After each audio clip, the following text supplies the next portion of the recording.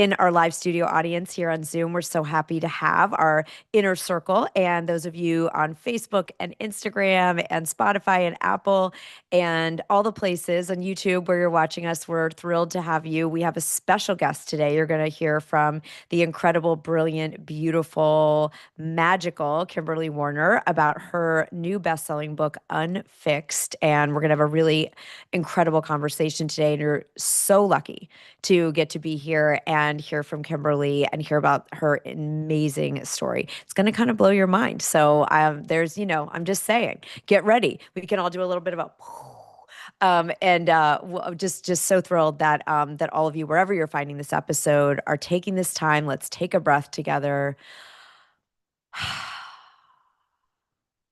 and know that you're finding this episode exactly when you're meant to, for a reason. So we can just open our hearts and our minds to that, to know you're going to hear exactly the thing that you maybe didn't even know that you needed to hear today. That's what's going to happen. That's the magic that happens here, because we know that whatever you are seeking is seeking you, and that the answer is in the room. That's what we teach here in Thought Leader Academy, in this community. And we're so honored to be continuing the journey and talking to incredible thought leaders who are helping not only themselves rise out of challenges in their own life, but helping others do the same. And when one of us wins, we all win. So that's what we're doing here, and that's what we get to celebrate today.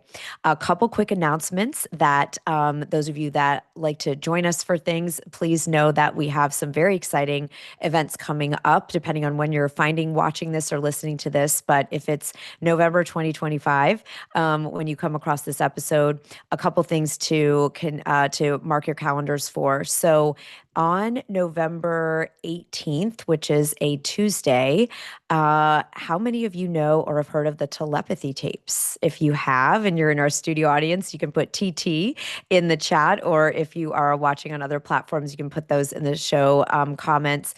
But Dr. Julia Mossbridge is the lead scientist in the new telepathy tapes documentary. So this is the film that's coming out of the podcast that's coming out in the spring. And she is going to be with us in a special event where we're going to do a book review party for her new book. And that's going to be on November 19th, 2 to 3 p.m. Eastern time. Everyone's invited and it's free. And Dr. Julia is going to be here to talk about her incredible work. We're going to talk about her new book, and we're actually going to do reviews for her book in real time, which is something that we teach in the Monetize Your Book Club. So I'm very excited about that. Also, those of you that have been following along with the book journey, the writing of the book journey of my upcoming book, The Download, which comes out October 2026, I have sent the first draft, and my God, was it rough, manuscript in on Saturday. And so I have a lot of amazing work I'll be doing in revision the next 3 months, but we are opening up the world of the download, the portal to the download on 11/11. So on November 11th, we will have some very exciting ways that you can join us and learn and start doing the stuff in that book early, training your brain for gamma state, to unlock your genius, to create miracles. And we don't want to wait till the book's out to do that. So we're going to open up that portal on 11/11. And then we also are doing a 1 day, for the first time ever, a 1 day book intensive. It's free. And that's going to happen on the 19th of November. And it is how to write a book that starts a movement. I'm going to teach you the whole system, everything you need to know to figure out what the book idea is, how to position it in a way that's going to make impact, become a bestseller, how to structure the book, map the book, write the book, publish the book, all the things that you're going to hear that Kimberly has just finished doing. So she's our guide, our shero that's already gone on the journey. And I will be teaching you my whole system for that. And that is free on Wednesday, the 19th of November. So just wanted you to be able to save the date for some of those really exciting things. Watch your emails, watch the show notes here to get access to everything. And with that, I'm going to stop talking about all that stuff and bring up Kimberly, who is going to be with us today. And we're going to be talking about this absolutely incredible, mesmerizing, amazing, award-winning book, Unfixed. And Kimberly, first of all, thank you and welcome to the show. Thank you so much for having me, Sarah. What a delight to see you and your beautiful face and your community of people. I'm just honored to be here. So Well, we had the chance to be together at one of your book launch events in New York a couple of weeks ago, and it was a highlight of my year to hear you read in person. To you and I, of course, got to go to dinner and do all the things, and basically now we're BFFs. So that's how it goes. Actually, we already were. We already had that going on. But I want to talk today. There's so many powerful, incredible things in this memoir. Hi, cats. Yeah, the pets. They always want to come on Zoom. So, Kimberly, first, can you share with us a little bit about what led you to write this story? Let's just take us into what was happening in your life. I know that's a lot because in a memoir, we have hundreds of pages to tell this, but set us up for the journey that you take us on in Unfixed. So, one of the things that surprises me, and especially I was pinching myself during this book tour as it all came into manifestation, was that when I wrote this book, it was 2018 and I wrote it for myself. And Mm. it truly was not to be shared. It was something that I needed to do. I, at that point, was 4 years into the discovery of a family secret that had unraveled my identity in conjunction with a complete neurological rearrangement so that ground became liquid. Literally, for me, I stand on water now instead of standing on solid ground. I So mean, can we I just was, pause there for a second? yeah. So you have this entire revelation that your whole life as you knew it, the family that you thought was your family, all these things, any of you that have had something like this, that the foundation under what you thought was your family is completely like pulled away. Mhm. And so you have that rocking of the world at the same time as a neurological experience and condition that took away what we all take for granted, walking around on terra firma, solid ground, and yours became water, became Water. movement. Can you share about that, even just I mean, can you give us a Mhm. little bit on, because I don't know if a lot of people even know that this is a thing that brains Yeah. can do, and just like let us know about that. I didn't know either until it happened. It's referred to as mal-de debarquement or non-motion triggered oscillatory vertigo. Yeah. And mal-de debarquement actually has two classifications. Some people get it just literally from removing them, walking off of a boat, and they never get their land legs Right. back. So there is that component. I was not in that category. Mine was spontaneous. That's Mm, why some call it non-motion triggered right. oscillatory vertigo.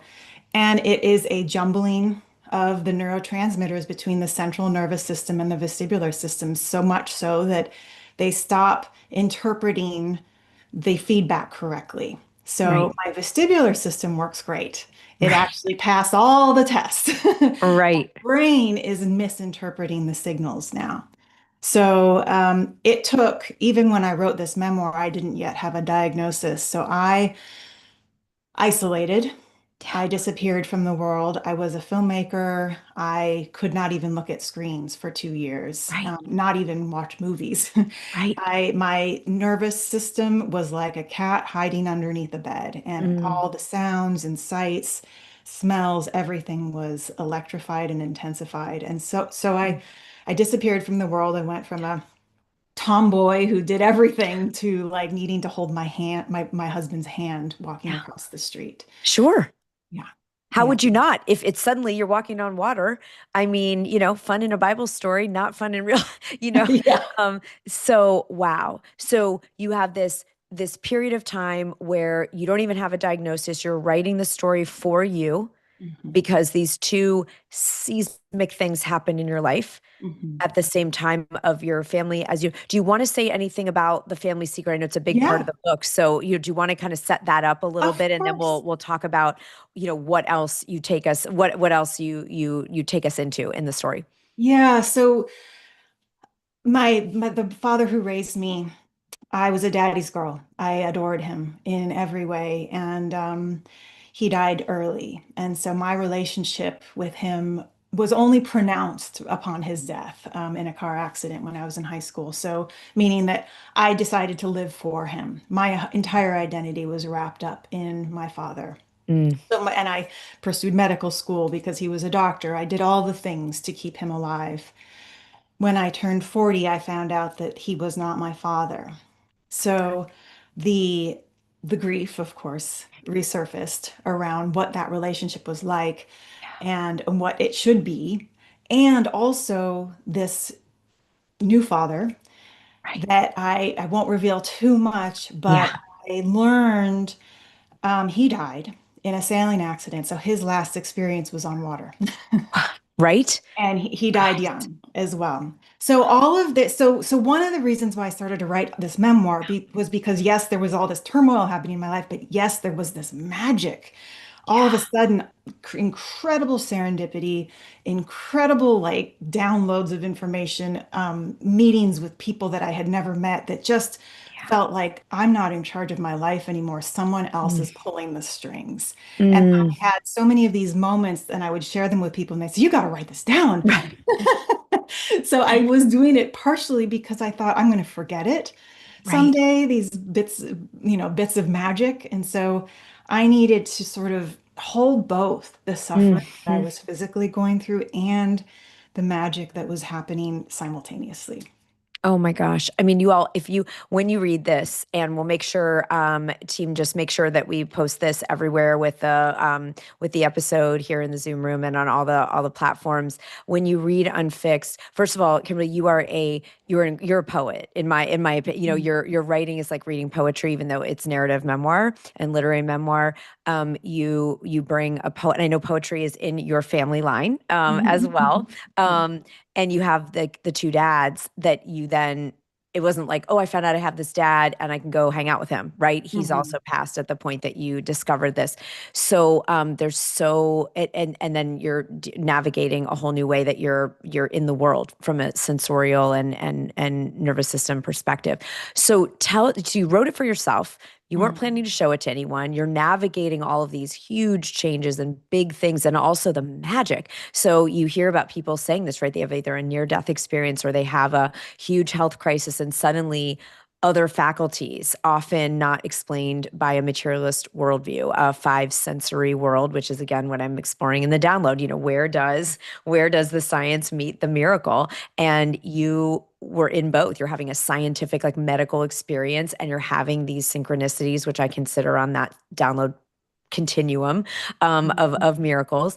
And so tell us about what happened though, that because you didn't just write it for yourself, it's now this big bestseller that you're being interviewed on all over the country and talking about and touring and all the things. What happened?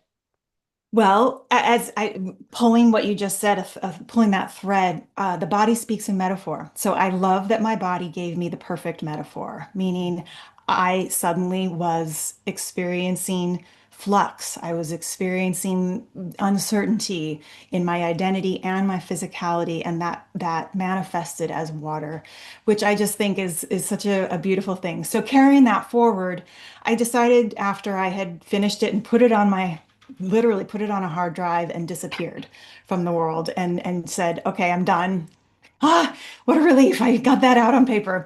And then about 3 years later, I was helping another gentleman from the film work that I do. He was dying of ALS, and I decided to help him with a memoir. And in the process of helping him, I surfaced I was like, I did this too. And I mean, it really Hey. was sort of an afterthought. So I shared it with my mom and with my brother and with a close aunt. And at the time, I thought, here's my personal story. These are my revelations. I was finally diagnosed at that point, feeling Mhm. not solid ground, but more of a peace within the movement Mm. that I was kind of cultivating more and more. And I shared it with them, and they said, Kimberly, there's universal themes in this. This is more than just a magical story. This is a beautiful story of love and magic and all those things that can happen when we surrender to Yeah. adversity, but there's something else bigger for people to hear. So I thought, well, maybe I'll share it with more, inner circle people. Right. And I Googled, some of these platforms that we can share Right. online, and I decided to serialize just for my family, closer inner Mhm. circle people. And I did that on Substack. And I, I did it over 2 years, every Sunday, a Mm. chapter.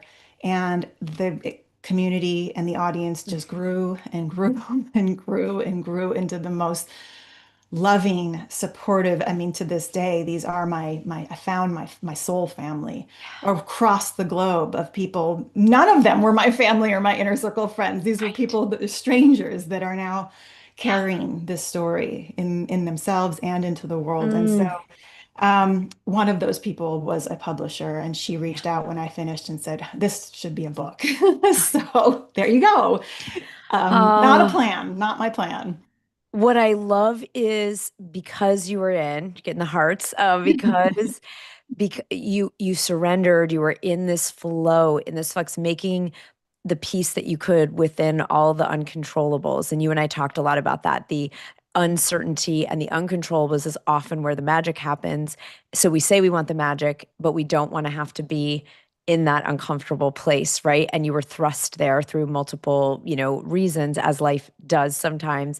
And you chose to take the gift, right? And that you just built this community from love, and that this is what I just want everyone to hear. You never know who's reading and who's watching. Yeah. You never know. So you were drawn to Substack and, just sharing authentically to share the story. Yeah. And then it's like, this needs to be a book. And of course, the rest is history in a way that, now it is. And so I want to talk because we do talk about the book journey and being authors and everything in addition to the incredible stories that are being shared. Just straight up, are you glad you did it? Are you glad that Oh, it's now a book? And what's been happening because you just launched, this is your yeah. launch, this is just October, we're just into November, right? Mhm. So tell us a little bit about, what were you nervous to put it into the book and really get it out there in the world the way you are, or has it been exhilarating, or just like what are your initial first month in? How do you feel? I'm thrilled. I'm beyond thrilled. And it's funny. I was talking with my sister-in-law yesterday because she's in Bhutan traveling, and she's like, I missed all of the tour and I want to Yeah. hear all about it. And I shared a bit, bits of pieces here or there, but she said, what's so interesting is that you shared that with the same enthusiasm that you shared moments ago about the stray cat that is now coming closer and closer. So what I mean by that is that it feels like it's in such a flow with my life that it doesn't have this like dun dun dun, it just feels like I found my calling, or that I'm following I am the puppet and the puppet strings are being pulled. So much so that I slept great on the tour. I Yeah. felt calm and rested and grounded in my watery way. Every time Yeah. I spoke to people, the connections that were made were lasting and deep. So I feel like I just want to say thank you to my dads if they orchestrated this. Yeah. It is, I feel incredibly blessed and fortunate to Mm. have surrendered. And I said this a moment ago, but what I really feel like the lesson for me was surrendering to the struggle, surrendering to Mhm. the adversity, and letting that be the transformation instead of the conquering, the climbing the mountain, the curing, the fixing. For Yeah. me, the transformation came through surrender. And Yeah. so that carried me. I think the last line in one of the poems that I share with my dad is, so helplessness became um, allowing, which became peace, which is a kind of healing or something. I paraphrase Mm. that. But so that helplessness truly can be a gateway to a kind of surrender and peace. Yes. And so that's how I went into this tour. That's how I'm going into this launch of my book. It's like Yeah. I'm not in control here, Right. and I'm letting it take me, and that feels like the ride of my life.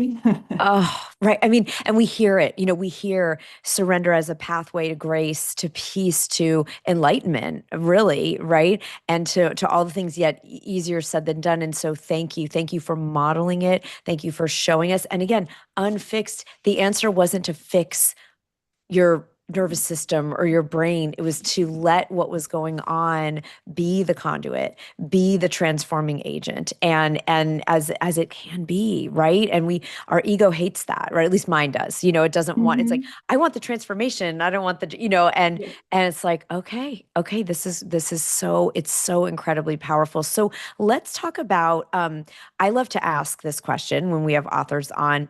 What haven't you been asked? Because you've been doing podcast interviews, you've been doing book signings, you've been, what cities? Let's talk about where you went. You were Mm. in, tell us the list. Yeah. Denver, Boulder. It started in Denver and Boulder, and then went to Boston, and then Chicago, and then back to Yes. my home stomping ground in Wisconsin, Yeah. where some serious magic happened and full circle healing, which I was not expecting. Yes. And we will learn about that in Sarah's book, I That's think. right. You're gonna hear Kimberly's version of that. That story is going to be in the download for sure. Yep. I thought the Yep. magic was over, and then it just Right. kept going even on this tour. It's like, Right. Right. And then New so York. in New York. And Yes. now we're Yes. back here in Oregon, and that was a soft launch, October 14th. The official launch is 11/11. Can you believe it? Exactly. That's when Yay. the download portal opens. So that's really, that's so exciting. So the official book launch is 11/11 and the download portal opens, which you'll be, of course, part of that movement. How cool. Oh my gosh. I Yeah. love it. I love it. So we're So going to what be is that doing going to some more look like? local. Local events. Local. We're working with the local news stations. Portland, Oregon is where I am. So there's a huge literary arts community here, and we haven't focused any of the energy of the Right. book in where a lot of the book took place. So this will Yeah. be really fun to kind of gather my community here Yes. behind some of those celebrations. So yeah. Oh, just delicious. So again, everyone thinking about, right, you can do the on the road book tour and then you can do your local like real launch or sometimes we flip it. I've done it where I did Chicago where I live first. We did all the local stuff and then went on a tour and kind of spaced that out. So there's so many incredible ways. What have you not been asked? So what you wish someone has asked you about the book? Well, as soon as you said that, what came to mind, and this is because it's up for me right now, I just shared on Sunday an essay called "In Defense of Waiting," Mm, and I wrote about the power of trusting the river below the river, the currents that even when we think something is unfinished and has not been had closure, trusting the waiting period that however love needs to communicate over in its own time frame someday will rise again and we'll yes. see that river beneath the river and the message will be clear or Yes. the reunion will happen. And so I kind of wrote about that. We waiting is such a hard thing and we think it needs Right. to happen now, but Yeah. there's a perfection in Mm, just going, there's something else yeah. here and I have to sit back and trust. And so I've been thinking about that because that story that I wrote about on Sunday Yeah. was in relationship to my dad, the one who Yeah. raised me. And nobody's asked me how my relationship with him has transformed through So writing. let's go there. Well, I think maybe it's because it's Dia de los Muertos or something, but Right? the veil is thinner. I feel in since 33 years, it's been 33 years since he died, and it's like he's close all of a sudden. And Yeah. I've longed. I'm Mm, not one of those people that sees ghosts at the end of my bed, and I have longed my whole life for my dad to come back and say, "I'm still here. mm, I'm still here." And nothing, or I'd make it up or I'd try to conjure it, but nothing. And in the last, since the book tour, I feel like he's excited. He's thrilled yes. that, and maybe Mm, some sort of spiritual timing happened for him too. I was just even Googling the number 33. Why is it 33? right? Maybe something for him has happened, transformed in 33 years that's making our relationship stronger again. So Mhm. I have chills as I talk I about do it. too. I'm like I woke up this crying. I have morning with chills. this, I'm like, oh, I don't know if you know the Cloud Cult song. It's called Dance for the Dead. And I woke up with it in my yeah. head. I haven't thought about this song in years. And that's very simple lyrics. This is the dance we do for the dead to bring the dead to the living. just Yeah. say, I miss you. This is the dance we do for the dead to bring the dead to the living. They say, I'm with you. And it's Mm, just the most beautiful, and it just is a soaring, magical song by Cloud Cult. They wrote it for a child that died of SIDS. mm, A lot of their songwriting came from that. But yeah, I encourage you all to look it up because it's a beautiful one. And it was just soaring in my heart this morning. mm. And so I Googled it, like, what are those lyrics anyway? And I'm like, I'm gonna, as soon as we're done, I know we're not allowed to play it on the podcast just for obviously, under, honoring their copyright rules, but we can all go listen to that immediately after this episode. That oh, is. it's Woo. And you and I are having this conversation again, depending on when everyone is watching and listening, but we are having this one day after All Souls Day, Dios de los Muertos. However, Semaine, if you're in different traditions in different parts of the world, I used to go on retreat every year at the 31st to the 1st. And we are in the place where the veil is thin. And like you said, I mean, 33, of course, biblically, that was Jesus's year when he, came out and did all his miracles, right? And there's the 33 is a cycle. It's a cycle of something maturing into its sort of spiritual adulthood. So, I mean, you can't make this stuff up. no, you can't. You cannot make this stuff up. It is just, it's really blowing my mind. It's Yeah. blowing my mind. Amazing. It's amazing. Now, we have something really exciting. Okay. We don't always get to do this, but Kimberly's publisher, Empress Editions, who's doing the download as well, is going to do a gift. We're going to gift 5 books. 5 people are going to actually win a copy of Kimberly's book. And if you want to win a copy of the book, I'm going to tell you how you're going to be able to do that. Okay. So wherever you're listening, the first 5 people that follow these instructions are going to be able to win a copy of this incredible book. Everybody else, we're going to give you the link so you can go and buy it, or you can, if you win it, you can give that one to someone and buy one for you. But I'm going to have you send an email because we need to get your physical mailing address and all the things to be able to send the book to you. So you're going to send an email to care, CARE, at sarahcannell.com. And then you're going to put the subject line unfixed book. Okay, so that's how you're going to need to give your name and your physical mailing address so that we can make sure that we get that to you. So care at Sarah, SARACONNELL.com, so that we can have some of you win this incredible, beautiful book, and everyone else, you can go buy the book. And Kimberly, anything else you want to say about book giveaways? Like, have you ever won a book giveaway? Like, have you been on the recipient end of a book giveaway before? I haven't. I know it's Like kind I of said, my exciting. world has been, I've been in film. So this is all a completely new world for me. I'm an avid reader. Yeah. I mean, I have all my favorites, but I never, Yes. connected to the literary community Right. until I joined Substack, Yeah. which I don't know if, you share some of that community with your community, but it is a powerfully engaged, Oh, loving community. It, Substack is well, so I subscribe to people's and support people and subscribe and pay subscribe to many Substacks, and we're starting our first one this month around the download, which is really exciting. I kind of wanted to save it for when I really want to go on there and be consistent because Kimberly, you talked about you did it every single week for 2 years. I want Mhm. everyone to hear that. Like it's just like YouTube or Facebook or anything else. Consistency is absolutely essential when we do this, this kind of we want to build a community and serve. And so Kimberly, you're continuing on Substack. You're going to do your in-person official launch on 11/11.